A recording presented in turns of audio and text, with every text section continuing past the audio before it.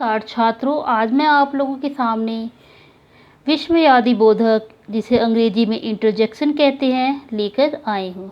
इससे पहले मैं व्याकरण के इस पाठ को शुरू करूँ, मेरा आप लोगों से यह अनुरोध है कि यदि आपको यह व्याकरण का पाठ अच्छा लगे तो आप इसे अन्य सहपाठियों के साथ अवश्य शेयर करें, ताकि ये महत्वपूर्ण जानकारी अन्य विद्यार्थियों तक पहुंच पाए। तो आइए ज़्यादा वक्त ना लेते हुए मैं इसकी शुरुआत करती हूँ।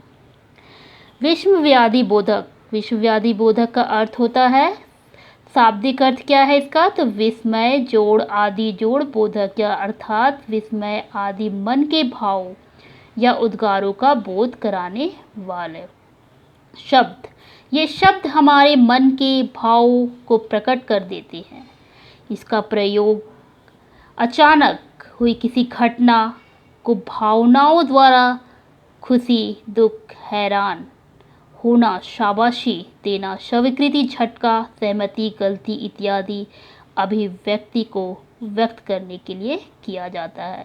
यानी हमारे जीवन में जब भी कोई घटना अचानक सडन हो जाती है, तब हमारे भावनाओं जो होती है वो खुशी, दुख और हैरानी का, वो ही विश्वव्याधि बोधक कहलाती है।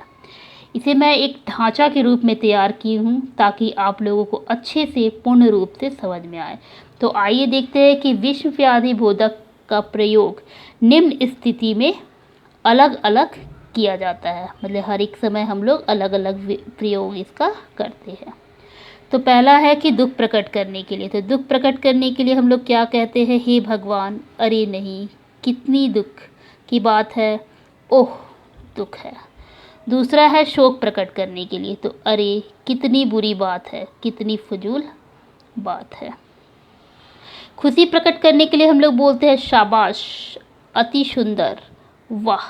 वहीं पर उत्साह व्यक्त करने के लिए हम लोग कहते हैं कितना सुंदर, प्यारे, बधाई आपके स्वागत के लिए। गलती को व्यक्त करने के लिए हम लोग कहते हैं माफ़ करना, ओ गलती हो गई। इसी प्रकार ध्यान आकर्षित करने के लिए अरे सुनो, ओह हेलो, ओह प्रिय।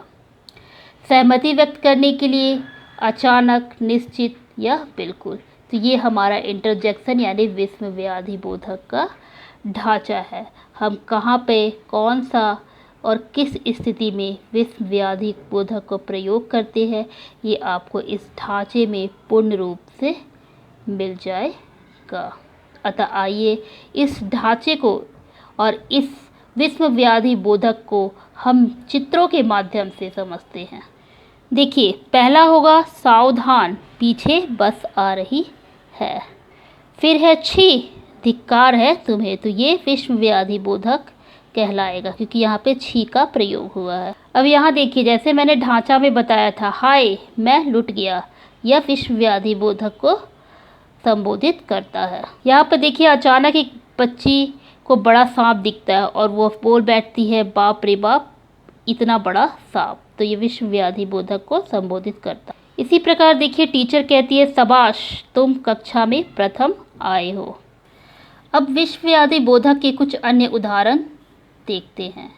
छी छी, सोच लीजिए, चुप रहिए, आपका धन्यवाद, कितनी शर्म की बात है, कितना सुखद आश्चर्य, सावधानी से आप खुश रहे, कहीं नज़र ना लगे, अब चाहे जो हो, आपको भी कितना बढ़िया सूझ है, आपके स्वास्थ्य के लिए, आह मैंने मैच जीत लिया, यह दिन बार बार आए, कितनी बेहूदगी है।